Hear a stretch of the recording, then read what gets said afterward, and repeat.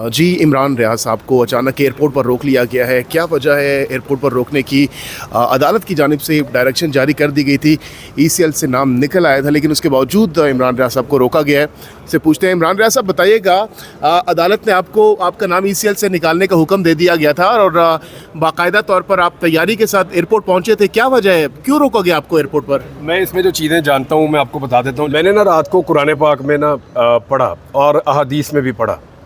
इसका बहुत सख्त अज़ाब है और बड़ी सख्त सज़ा है। आप बैतुल्ला से और उसके तवाब से नहीं रोक सकते मुसलमानों को। और जाबिर हुक्मरान का लफ्ज़ इस्तेमाल किया गया कि ज़ालिम हुक्मरान, एक हदीस के अंदर। सूरह अनफाल में भी मैं पढ़ रहा था, शायद आयत नंबर 34 थी, वहाँ पे भी है, और दीगर सूरतों के अंदर भी ये तस्करा मौजूद है। तो अब ये कौन है जो इतना बड़ा रिस्क ले रहा है? मैं तो हैरान हो रहा हूँ। हज पे तो मैं चला ही जाऊँगा इंशाअल्लाह, और हज तो मैं करूँगा इंशाअल्लाह। ये तो मेरा ईमान है कि मेरा अल्लाह मुझे बुला रहा है और मैं चला जाऊंगा हज पे। अब ये इस तरह रोकने से, ये रुकावटें डालने से, बजाय इसके कि मुझे दुआएं दे के रुखसत करें, मेरे ख़्याल में अपने लिए गुनाह कमा रहे हैं जो लोग भी कर रहे हैं। गलत बात है, नहीं करना चाहिए था। हम रात को गए थे एयरपोर्ट पे, वहाँ जाके पता चला जी कि आपका नाम पहले निकाल दिया गया था, फिर दोबारा डाल दिया गया, और संडे वाले दिन डाला गया।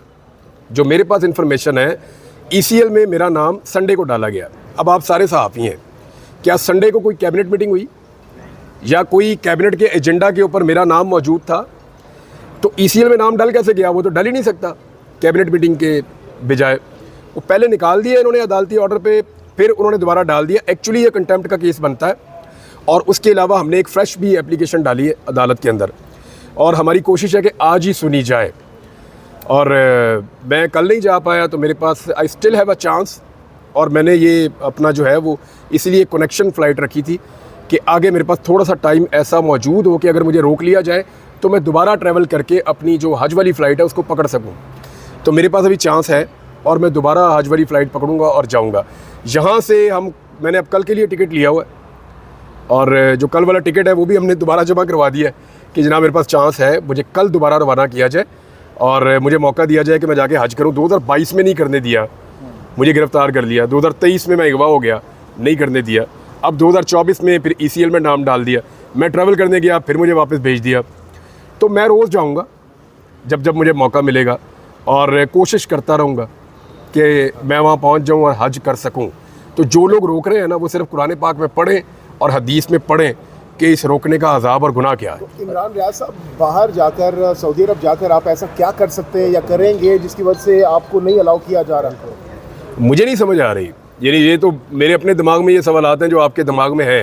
अब मुझे नहीं समझ आ रही। वो तो देखें, जो जितनी भी आपकी ड्यूटीज़ हैं या आपके अरकान हैं, वो तो आपको पूरे करने ना, हज के मनासिक, तो वो तो आपको पूरे करने हैं। तो सहाफ़ियों के लिए पाकिस्तान में हालात आसान नहीं है, वो हर गुजरते दिन के साथ मुश्किल होते जा रहे हैं, प्रेशर बढ़ता जा रहा है, और जो सोशल मीडिया के ऊपर सहाफ़त करते हैं लोग, उनके लिए और ज़्यादा मुश्किलात पैदा हो रही हैं।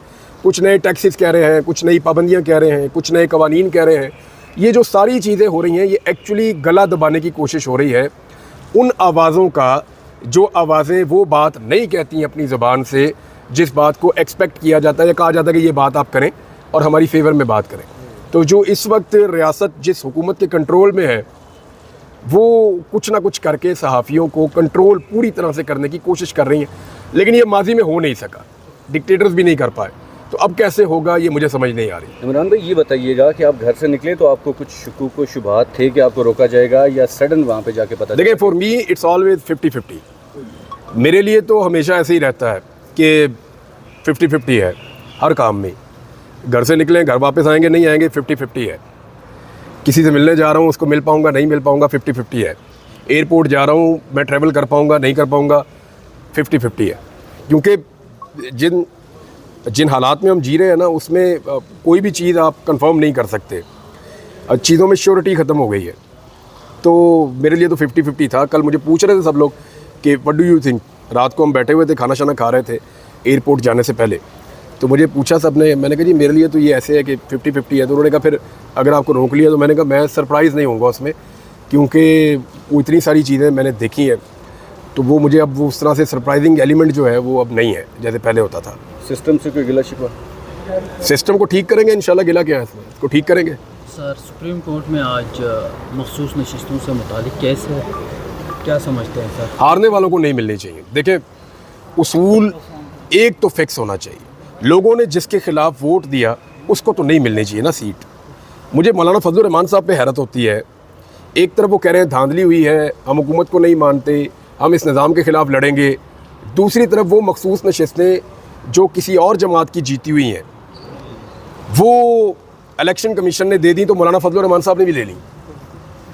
यानी ऐसे तो नहीं होता। या तो आप खड़े हो जाएं, आप कहें जी ठीक है ये गलत चीज़ है, मैं इसको नहीं ले रहा। एक पॉलिटिकल पार्टी तो कहती वहाँ पे खड़ी होगी जी हमारी बनती नहीं है, हम क्यों ले लें। पीपल्स पार्टी कहती है हम डेमोक्रेसी के मानने वाले हैं, भाई हम हारे हैं जहाँ से, वहाँ की मखसूस नशिस्तें हम क्यों ले लें।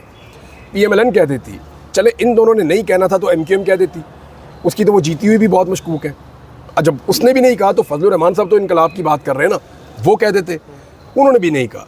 मेरे ख्याल में अब जजेस को कह देना चाहिए। ये जो फुल कोर्ट बना है बड़ा फिशी है मामला। सीनियर 7 जजेस के बारे में राय आ रही थी पहले कि ये इस तरह बनना चाहिए लार्जर बेंच, लेकिन अब ये फुल कोर्ट बन गया है। 6 जजेस के ख़त के मामले पे भी एक डिमांड है कि फुल कोर्ट बनाया जाए, और बाकी इससे मिलते जुलते दीगर केसेस हैं उनमें भी डिमांड है कि फुल कोर्ट बनाया जाए। अब इस केस में बन गया है तो उम्मीद करते हैं बाकियों में भी बनेगा। अच्छा, इमरान रियाज साहब, खान साहब जेल के अंदर से बार बार ये कह रहे हैं कि आप लोग एग्रेसिव रहें बजाय इसके कि डिफेंसिव आप रहें, तो इस तमाम तर सूरत में PTI की लीडरशिप को कैसे देखते हैं? क्या वो जिम्मेदारियाँ निभा रही हैं जो कि निभानी चाहिए? देखिए, हर एक की अपनी कैपेसिटी है, जिसकी जितनी कैपेसिटी है वो उतना करने की कोशिश कर रहा है। कुछ लोग अपनी कैपेसिटी से आगे जाके काम करते हैं, कुछ अपनी कैपेसिटी से थोड़ा सा पीछे भी आ जाते हैं। लेकिन जो लोग इमरान खान को मिलते हैं वो ये कहते हैं उनमें तो बहुत एनर्जी है और वो हमें हवा भर के भेजते हैं, भर के जाके अपनी एग्रेसिव सियासत करो। क्योंकि जितनी बुरी इस वक्त गवर्नेंस की सूरत हाल है, अगर इसका अशर अशीर भी किसी गवर्नमेंट का होता तो अपोजिशन उसका जीना हराम कर देती। लोग जितने तंग हैं, जिस तरह के बिल आ रहे हैं लोगों को, जितनी महंगाई बढ़ गई है, जितनी बदमनी है, जितनी सूरत हाल ख़राब है, गुर्बत है, बेरोज़गारी है, ये जितनी चीज़ें ख़राब हुई हैं मईशत में, इसका इम्पैक्ट आम आदमी पे पड़ रहा है। कोई भी पॉलिटिकल पार्टी कभी भी ऐसा मौका ज़ाया नहीं करती। मेरे ख्याल में इमरान खान साहब अपनी पार्टी को कह रहे हैं ये मौका ज़ाया ना करो। और मैंने ये नोट किया कि ऐसा लगा कि पाकिस्तान तहरीक-ए-इंसाफ ने पिछले 2 सेशंस में शायद गवर्नमेंट को हेल्प किया कि आप चला लें, सेशन को चला लें।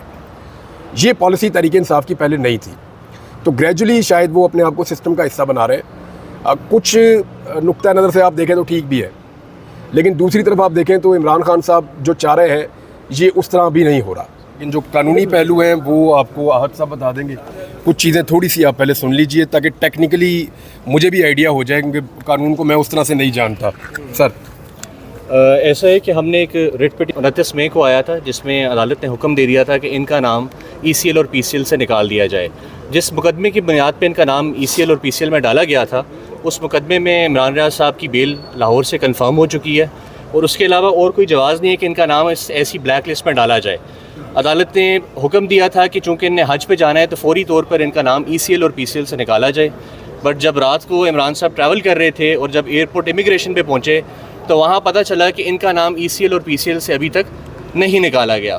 तो कंसिडरिंग दैट हम लोगों ने एक कंटेम्प्ट पिटिशन फ़ाइल की है इस्लामाबाद हाई कोर्ट में और अब हम वेट कर रहे हैं कि जब वो फ़ाइल हो जाए तो हम अदालत में पेश होंगे।